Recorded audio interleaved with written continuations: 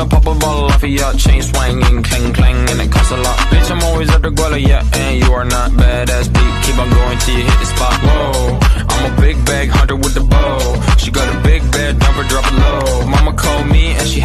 Assalamualaikum warahmatullahi wabarakatuh. Puji dan syukur marilah kita panjatkan kehadiran Allah Subhanahu wa taala yang telah melimpahkan rahmat dan karunia-Nya kepada kita semua. Selawat beringan salam tidak lupa pula kita hadiahkan kepada Nabi besar kita, yakninya Nabi Muhammad SAW. Baiklah, saya di sini selaku moderator. Nama saya Faris Deka Perdana.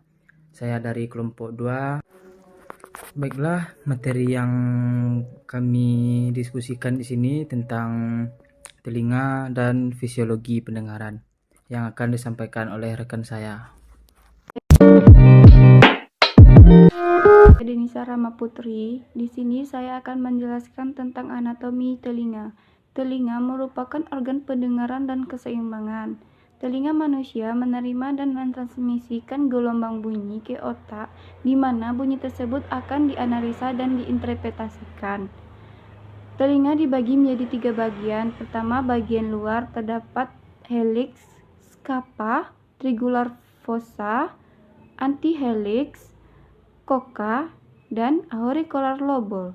Selanjutnya di bagian tengah, temporal muscle, temporal bone, cartilage, external acoustic meatus, tympanic membrane, tympanic cavity, incus, stapes, meus, semicircular canal. Selanjutnya di bagian dalam. Di bagian dalam terdapat cochlea, vestibular nerve, cochlear nerve, eustachian tube. Oke, sampai di sinilah penjelasan materi saya. Selanjutnya akan dijelaskan oleh rekan saya. Baiklah, saya Intan Fadila. Materi selanjutnya yang pertama telinga luar. Telinga luar terdiri dari daun telinga, liang telinga, sampai membran timpani bagian lateral. Daun telinga dibentuk oleh tulang rawan dan otot serta ditutupi oleh kulit. Ke arah liang telinga, lapisan tulang rawan berbentuk corong menutupi hampir sepertiga lateral.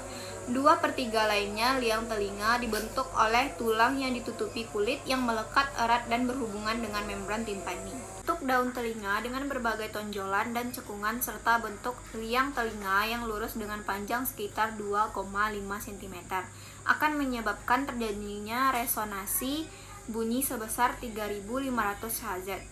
Sepertiga bagian luar terdiri dari tulang rawan yang banyak mengandung kelenjar, serumen, dan rambut. Sedangkan 2/3 bagian dalamnya terdiri dari tulang dengan sedikit resumen. Baiklah, materi selanjutnya akan dilanjutkan oleh rekan saya. Baiklah, saya Cindy Manisa. Saya akan membacakan materi yang kedua, yaitu tentang telinga tengah. Telinga tengah berbentuk kubus yang terdiri dari membran timpani, cavum timpani, tuba eustachius, dan tulang pendengaran. Bagian atas membran timpani disebut pars flaccida atau membran shrapnel yang terdiri dari 2 lapisan, yaitu lapisan luar merupakan lanjutan epitel kulit liang telinga dan lapisan dalam dilapisi oleh sel kubus bersilia.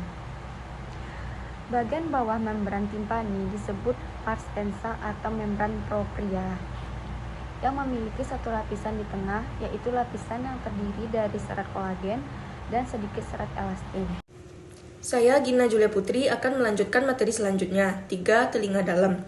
Telinga dalam terdiri dari 2 bagian, yaitu labirin tulang dan labirin membranosa. Labirin tulang terdiri dari cochlea, vestibulum, dan conalis semicircularis, sedangkan labirin membranosa terdiri dari utriculus, sacculus, ductus cochlearis, dan ductus semicircularis. Rongga labirin tulang dilapisi oleh lapisan tipis periosteum internal atau endosteum, dan sebagian besar diisi oleh trabecula. Cochlea berbentuk 2,5 lingkaran. Ujung atau puncak cochlea disebut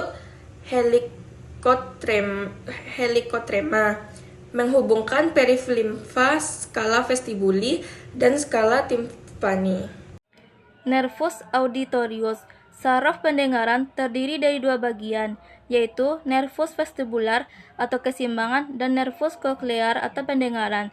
Serabut-serabut saraf vestibular bergerak menuju nukleus vestibularis yang berada pada titik pertemuan antara pons dan medula oblongata. kemudian menuju cerebellum.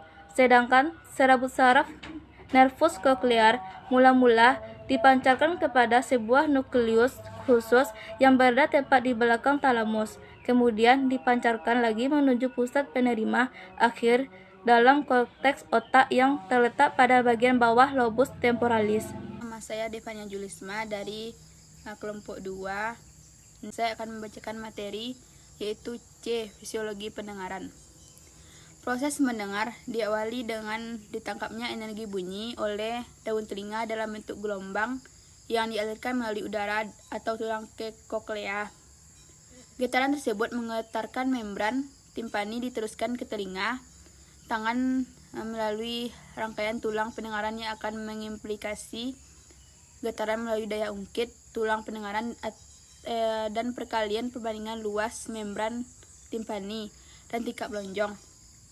Energi getar yang telah diaplikasi ini sehingga perlimfa pada skala vestibule bergerak. Selanjutnya, getaran diteruskan melalui membran Reisner yang mendorong endolimfa sehingga akan menimbulkan gerak relatif antara membran basilaris dan membran tectoria.